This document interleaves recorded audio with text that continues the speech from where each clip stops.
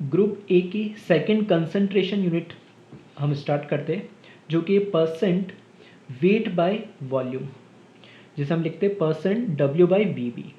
तो जो डब्ल्यू है वो ऊपर हमेशा मैंने बताया था लास्ट लेक्चर में भी हमेशा सॉल्यूट के लिए लिखते हैं, और नीचे जो वी है वो हमेशा किसके लिए लिखते हैं, सॉल्यूशन या सॉल्वेंट के लिए, और स्पेसिफिकली सॉल्वेंट के लिए सिर्फ मोलिलिटी में यूज़ करते हैं, उसके अलावा सब जगह सॉल्यूशन के लिए।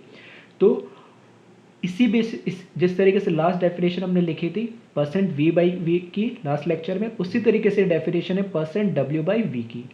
तो wait of solute in gram present in 100 ml of solution. पहली चीज तो वापस ऊपर किसकी बात हो रही है, सॉल्यूट की बात हो रही है, लेकिन क्योंकि W बाई वी मतलब वेट ऑफ सॉल्यूट की बात हो रही है, तो वेट इस बार हम किस में लेंगे, ग्राम के अंदर। और नीचे किसकी बात हो रही है, present in 100 ml of solution. जब भी वॉल्यूम आएगा तो हम किस में लेंगे, ml में। अब एक खास बात हमें यहाँ ध्यान रखनी है, जैसे लास्ट लेक्चर में बताया था कि वॉल्यूम हमेशा हम किसके अंदर लेते हैं, ml के अंदर ले रहे हैं, परसेंटेज वाले कंसंट्रेशन यूनिट के अंदर। उसी तरीके से परसेंटेज वाली कंसंट्रेशन यूनिट में जब वेट वाला टर्म आएगा तो हम किसके अंदर बात करेंगे, ग्राम के अंदर। ध्यान रखना, वॉल्यूम मिलीलीटर में है लेकिन वेट ग्राम में है, ना कि मिलीग्राम में, ठीक है। तो वेट ग्राम में लेना है, जबकि वॉल्यूम ml मतलब मिलीलीटर में लेना है। तो इस खास बात को थोड़ा सा ध्यान रखना, वेट ग्राम में हो और वॉल्यूम किसके अंदर, मिलीलीटर के अंदर। तो wait of solute in gram present in 100 ml of solution. इसी को मैंने फॉर्मूले के फॉर्म में लिख दिया है, percent W by V. Percent W by V is equals to weight of solute divided by volume of solution, और परसेंटेज के लिए मल्टीप्लाई बाय 100 कर दिया। तो जो ये W है ये वेट को बता रहा है, और हमेशा न्यूमरेटर में सॉल्यूट के लिए लिखा जाता है वेट ऑफ सॉल्यूट, और नीचे V ये वॉल्यूम को बता रहा है, और डिनोमिनेटर में हमेशा सॉल्यूशन लिखा जाता है एक्सेप्ट मोलिलिटी को छोड़ के, ठीक है।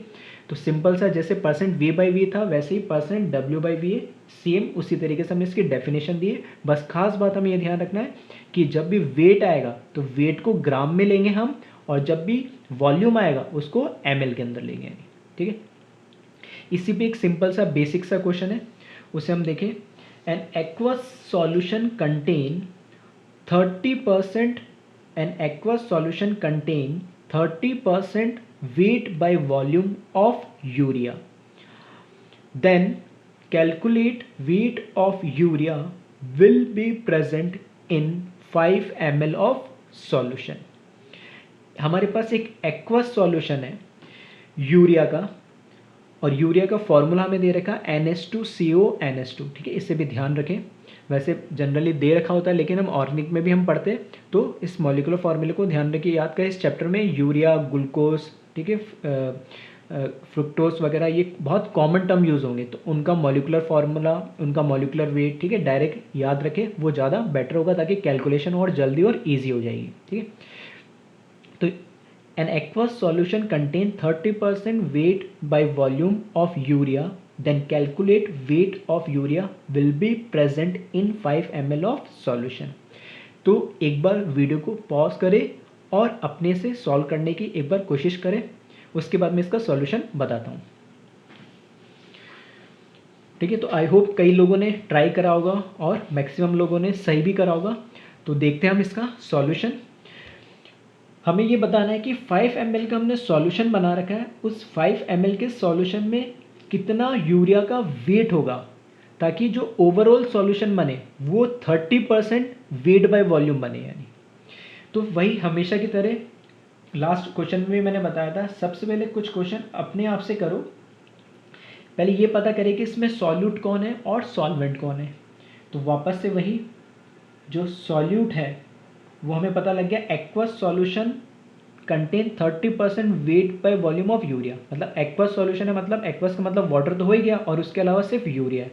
तो यूरिया तो इसमें क्या होगा, सॉलिड इन लिक्विड का मतलब क्या है, तो हमने बताया था टाइप ऑफ सॉल्यूशन में बात करा था, नोट लिखवाया था, सेकंड नोट था, उसमें मैंने बोला था फर्स्ट लेक्चर में कि सॉलिड इन लिक्विड वाला अगर सॉल्यूशन होगा तो बाय डिफॉल्ट हमेशा हम लिक्विड को ही क्या मानेंगे, सॉल्वेंट। तो सॉलिड यहाँ पर कौन होता है, यूरिया होता है, तो सॉल्यूट अपने आप कौन बन गया, यूरिया। और यूरिया के बारे में हमें क्या दे रखा है, 30% वेट बाय वॉल्यूम, इसका गिवन हमें दे रखा है। तो हमने मान लिया जो वेट ऑफ सॉल्यूट हमें यानी यूरिया का हमें कैलकुलेट करना है, उसको हमने x मान लो या as it is weight of solute रहने दो, जैसे आपको सही लगे, ठीक है।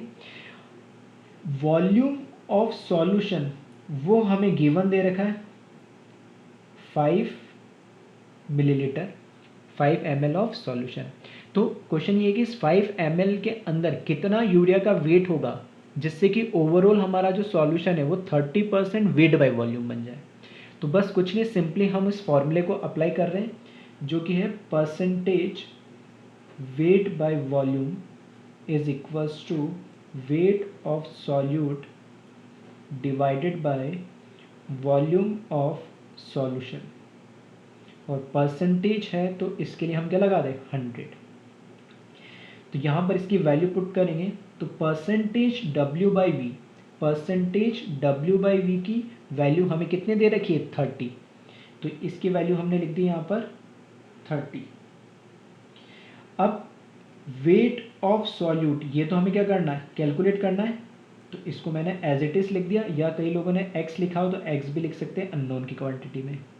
वॉल्यूम ऑफ सॉल्यूशन 5 ml है, तो यहाँ पर हमने क्या लिख दिया, 5 इंटू 100।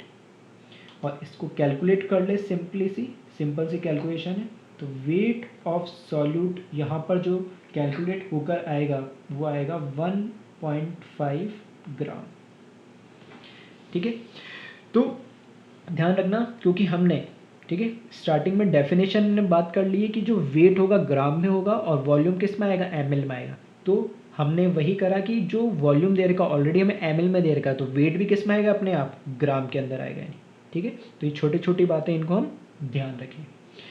कई लोगों ने एक इस तरीके से भी सोचा होगा इसका सॉल्यूशन, ठीक है, इस तरीके से भी हम सोच सकते हैं इसको कि अगर हमारे पास, ठीक है, एक बार देख ले सॉल्यूशन को और कॉपी कर ले। और इसको हम इस तरीके से भी देख सकते थे, दूसरा एक मेथड सॉल्व करने का, अगर कई लोगों के दिमाग में ये भी स्ट्राइक करा होगा, जिसे हम यूनिटरी मेथड भी कहते हैं, ठीक है।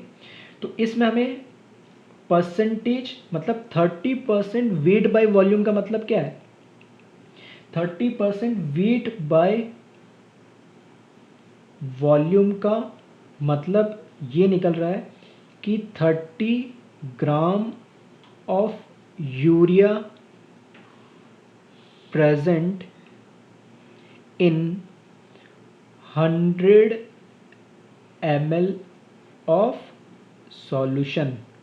यही मतलब होता है बाय डेफिनेशन जाए हम, wait of solute in gram present in 100 ml of solution. तो 30% वेट बाय वॉल्यूम का मतलब है कि 30 gram of urea present in 100 ml of solution. तो इसको मैं ऐसे लिख सकता हूँ, 100 ml of solution, 100 ml of solution के अंदर हमारे पास 30 ग्राम यूरिया है। तो ठीक है, इसको ऐसे भी लिख सकते हैं, या मैं इसको उल्टा लिख दें तो मैं ऐसे बोल सकता हूँ कि 1 ग्राम में कितना होगा, तो ऐसे हो जाएगा 100/30, क्योंकि इसको हमें कैलकुलेट करना है, ठीक है। तो इसको हमें कैलकुलेट करना है कि कितना वेट होगा, ठीक है। तो चलो इसको ऐसे लिख लेते हैं सिंपली, 1 ml ऑफ सॉल्यूशन के अंदर कितना हो जाएगा, 30/100 ग्राम ऑफ यूरिया, ऐसे लिख सकते हैं। 100 ml में 30 ग्राम है, तो 1 ml में कितना हो जाएगा, 30/100। तो हमें यहाँ पे वॉल्यूम सॉल्यूशन का कितना दे रखा, 5 ml। तो 5 ml ऑफ सॉल्यूशन के अंदर, 5 ml ऑफ सॉल्यूशन के अंदर कितना वेट होगा, 30/100 इंटू 5 ग्राम ऑफ यूरिया। और इसको कैलकुलेट करोगे तो वापस से, ठीक है, इसको कैलकुलेट करोगे तो वापस से कितना आ जाएगा 1.5 ग्राम। ठीक है, तो दोनों तरीके से हम सोच सकते हैं। ये मेथड सिंपल जो हमने फॉर्मूला बनाया उसमें सिर्फ हमने वैल्यू पुट करी और इसको कैलकुलेट कर दिया, और इस मेथड को जो हम, ठीक है, छोटी क्लास से यूनिटरी मेथड भी बोलते हैं, उसके अकॉर्डिंग मैंने इसको सॉल्व करा। ठीक है, तो जो तुम्हें ईजी लगे, जिस वे में तुम्हें कंफर्टेबल लगेगा उस तरीके से इसको सॉल्व कर सकते हो। ठीक है, तो एक बार इसे कॉपी कर ले।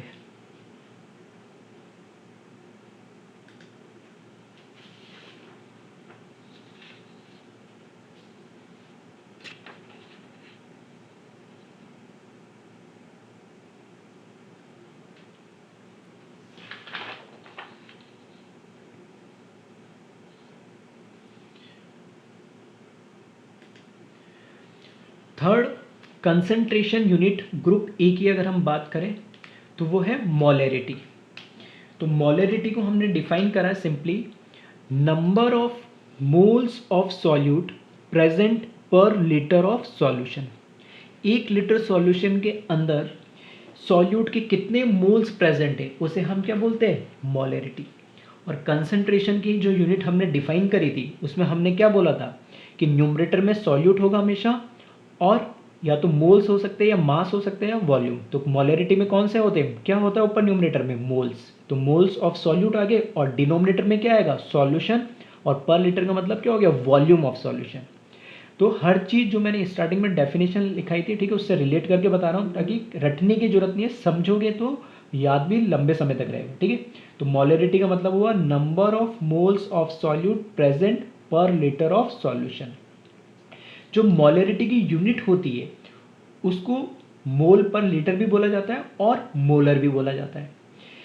और इसको अगर फॉर्मूले की फॉर्म में अगर रिप्रेजेंट करें, ठीक है, तो फॉर्मूले की फॉर्म में अगर रिप्रेजेंट करें तो जो डेफिनेशन हमने लिखी है उसी को मैंने लिखा है। मोलैरिटी को कैपिटल एम से रिप्रेजेंट करते हैं, तो कैपिटल एम से इसको रिप्रेजेंट करा है मैंने, और ऊपर न्यूमरेटर में लिखा है मैंने number of moles of solute.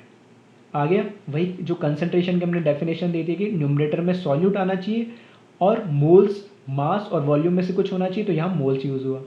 Denominator में सॉल्यूशन या सॉल्वेंट में से कुछ होगा तो यहाँ सॉल्यूशन आ गया, और उसका वॉल्यूम या मास हो सकता है तो यहाँ वॉल्यूम आ गया। तो मोलैरिटी का मतलब है number of moles of solute divided by volume of solution in litre. ठीक है, यहाँ लीटर के अंदर बात कर रहे हैं यानी।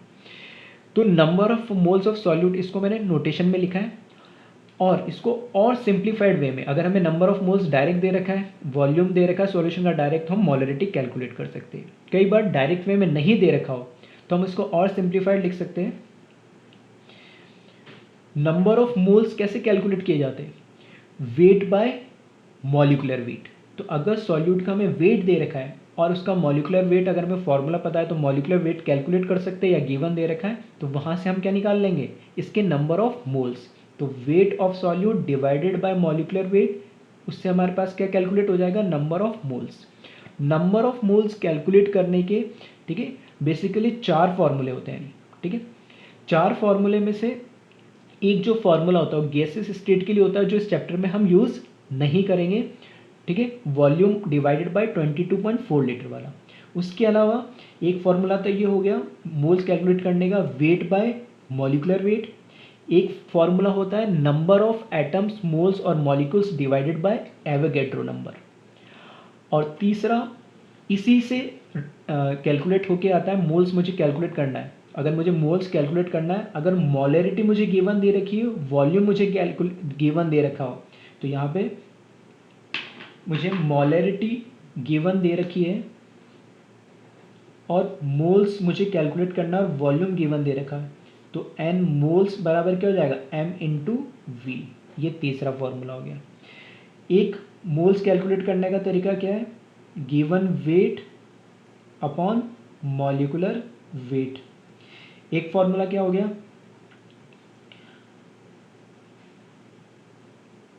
Volume in litre divided by 22.4 litre, but ये ओनली फॉर किसके लिए होता है, गैसेस के लिए। तो ये इस चैप्टर में हम यूज़ नहीं करेंगे। एक फार्मूला ये यूज़ होगा, एक फार्मूला ये यूज़ होगा, और एक फार्मूला ये जो अभी मैंने बताया, नंबर ऑफ एटम, या सिंपली हम क्या बोल सकते हैं, मॉलिक्यूल, और इन जनरल कुछ भी हो, पार्टिकल्स बोल दें, डिवाइडेड बाय एन, ए मतलब एवोगैड्रो नंबर। तो 1 2 3 ये 3 तरीके के हम फॉर्मूला यूज़ कर सकते हैं मोल को कैलकुलेट करने के लिए। इस चैप्टर में ये फॉर्मूला यूज़ नहीं करेंगे क्योंकि ये सिर्फ गैसेस के लिए एप्लीकेबल है, और हम जो चैप्टर पढ़ रहे हैं वो लिक्विड सॉल्यूशन पढ़ रहे हैं, जिसके अंदर लिक्विड फेज के अंदर बात हो रही, गैस में नहीं होगी। ठीक है, तो यहाँ पर W सॉल्यूट का मतलब है, तो ये weight upon molecular weight divide by solution, इसी को मैंने सिंप्लीफाइड करके लिख दिया, weight upon molecular weight into 1 bye volume of solution in litre. कई बार ये क्या होता है कि वॉल्यूम लीटर में ना देके किसमें, मिलीलीटर में दे रखा होता है, नहीं तो ये जो मिलीलीटर में जब हमें दे रखा है, तो क्योंकि हमने तो डेफिनेशन में बोला है कि जो सॉल्यूशन है वो किस में होना चाहिए, लीटर में होना चाहिए, किसकी डेफिनेशन के लिए, मोलरिटी के लिए। तो उस मिलीलीटर में जो दे रखा है उसको लीटर में कन्वर्ट करना है, तो उस क्वांटिटी को, ठीक है, अगर मुझे ml दे रखा है तो उस ml को लीटर में कन्वर्ट करना है, तो मुझे क्या करना होगा, 1000 से क्या करना पड़ेगा, डिवाइड करना पड़ेगा। तो ये वॉल्यूम ऑफ सॉल्यूशन मिलीलीटर में देगा, इसको 1000 से डिवाइड करेंगे तो 1000 कहाँ आ जाएगा, ऊपर आ जाएगा, तो उसको डायरेक्ट फॉर्मूले के फॉर्म में लिख दिया। तो जब लीटर में वॉल्यूम दे रखा है सॉल्यूशन को, तो डायरेक्ट ये फॉर्मूला यूज़ करें, और मिलीलीटर में दे रखा है तो 1000 को से ऊपर मल्टीप्लाई कर दें, बस इतना सा ध्यान रखें। ठीक है, तो वही दे रखा है, W वेट का मतलब है given weight of solute in gram, और M का मतलब है molar mass of solute in gram. अब यहाँ पर कई बार, ठीक है, क्वेश्चन की लैंग्वेज इस तरीके से होती है कि वहाँ पर हमें ये नहीं लिखा होता है कि 10 मोल है, 5 मोल है, 1 मोल है, वहाँ पे लैंग्वेज में लिखा हुआ होता है। तो उस लैंग्वेज में जो लिखा हुआ उसको हम कैसे समझेंगे, उसके लिए मैंने कुछ बहुत कॉमन एग्जाम्पल जो हमारे यूज़ होते हैं उनको बताया नहीं। ए मोलर का मतलब होता है 1 मोल, ए का मतलब 1 मोल of solute present in 1 litre of solution. अगर हम बात करें सेमी मोलर, सेमी मोलर का मतलब क्या है, सेमी का मतलब होता है हाफ, तो 1/2 या 0.5 mole of solute present in 1 litre of solution. Centimolar, centi का मतलब क्या होता है 100, तो 1/100 या 0.01 मोल of solute present in 1 litre of solution. या फिर लिख रखा है डेसीमोलर, डेसीमोलर का मतलब क्या है 1/10 या 0.1 मोल of solute present in 1 litre of solution. तो ध्यान रखें कई बार, ठीक है, डायरेक्ट वैल्यू ना देके, ठीक है, उसमें क्या दे रखा होता है, सिंपली लैंग्वेज के फॉर्म में दे रखा होता है, और वहाँ से हमें पता नहीं लगता है कि मोलरिटी क्या दे रखी है। तो ए मोलर के अंदर 1 मोल होगी इसकी मोलरिटी, सेमी मोलर का मतलब हो गया हाफ हो गई, सेंटी का मतलब हो गया 1/100 या 0.01, और डेसी का मतलब 1/10 या 0.1। ठीक है, इस पे कुछ हम न्यूमेरिकल्स देखेंगे, बट वो हम नेक्स्ट लेक्चर में देखेंगे, तो इसको एक बार आप नोट कर लें और एक बार ढंग से पढ़ लें, फिर नेक्स्ट लेक्चर में हम इस पर कुछ न्यूमेरिकल करेंगे। Okay, thank you class.